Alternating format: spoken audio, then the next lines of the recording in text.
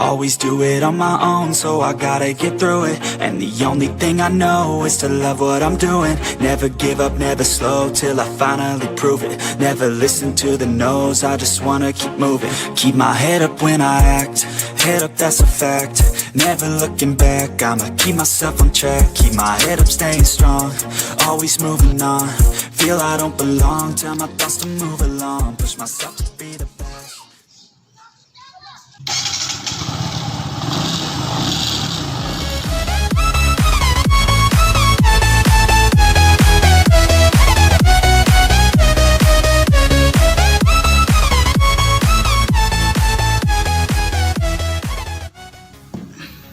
Okay, so bubuksan na natin yung binili nating SEC modular helmet. Actually, nabuksan ko na talaga siya, pero hindi ko pa siya nagagamit. So, try natin. Ang kulay niya is Blitzer, matte black na may lining na red. So, ito yung laman niya. Meron siyang kasamang bag ng SEC. Ito yung bag niya. Kasama. Bali, yun yung pinaka-freebie ng helmet natin. Then, ito naman yung mismong helmet natin. Lagay muna natin dito.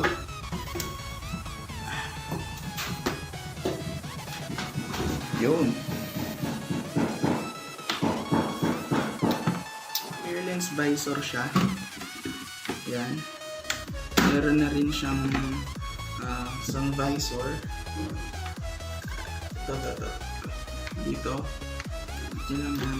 Yun. Ito yung sun visor niya. Actually, meron yung sticker dito nung binuksan ko. Tsaka dito sa mismo sun visor niya. Ang nakalagay is anti-scratch resistant, pero hindi natin alam, baka magasgasan din pagtagal. Then meron siyang mga air ventilation dito sa taas. Yan. Meron din dito. Yan. Pasukan ng hangin. Then modular siya. Dito, pindutin nyo lang to. Itong nasa may chin part. Then angat niya na. Yun. Pwede siya maging half face. Yan. Ito yung itsura ng loob niya. Yung lining ng foam. And meron din siyang libre sticker ng SEC helmet. So yun. Pagbababa niyo yung chin part ng helmet, baba niyo lang. Then automatic na maglalak naman na siya. Then yung likod niya, ayun, meron ding air vent. Then logo ng SEC sa harap. Yung colorway niya, Blitzer. Meron din ditong logo din ng SEC. Then sa likod, ICC sticker, SEC logo, Blitzers, tsaka yung DOT certified. So all in all, medyo satisfied naman ako dito sa quality ng unit natin.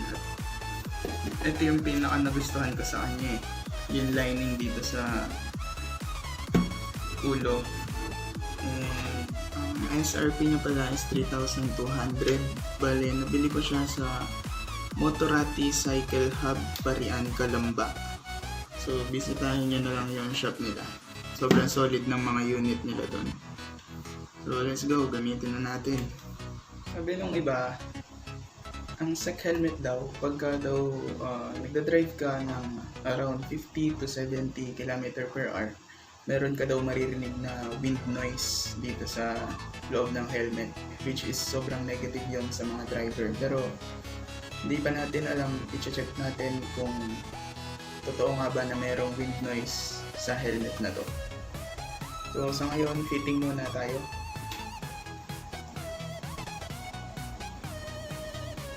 Ito yung fitting ng helmet natin. So, isang visor, malinaw siya, and pag naka-hold base, click naman sa atin. Tara, ride na tayo. Always do it on my own, so I gotta get through it. And the only thing I know is to love what I'm doing. Never give up, never slow, till I finally prove it. Never listen to the no's, I just wanna keep moving. Keep my head up when I act, head up, that's a fact. Never looking back, I'ma keep myself on track. Keep my head up, staying strong, always moving on. Feel I don't belong, tell my thoughts to move along. Push myself to be the best.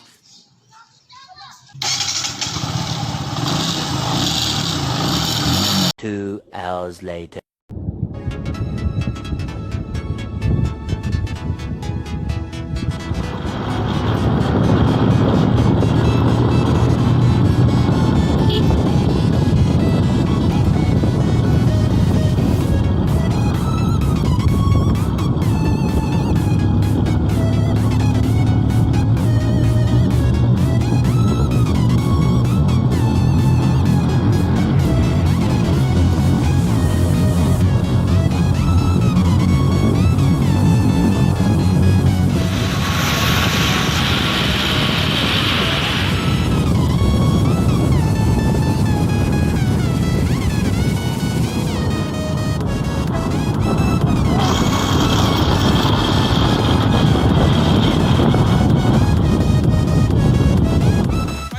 Titry natin patakbuhin tong motor natin ng around 50 to 60 km per hour, and wala man tayo ng encounter na wind noise na sinasabi dito sa sec helmet natin. Yun lang naman yung downside or yung negative side na common comments about dito sa sec helmet. And hindi pa rin naman natin na-encounter or na-experience yun kahit tumakbo na tayo ng 50 to 60 km per hour. So sana hindi totoo yung review na yun, pero as of now yung review natin ngayon dito is sobrang positive. Maraming salamat ulit sa inyo sa panonood. Huwag nyo kalimutang mag-like, share and subscribe sa channel. Maraming salamat sa inyo.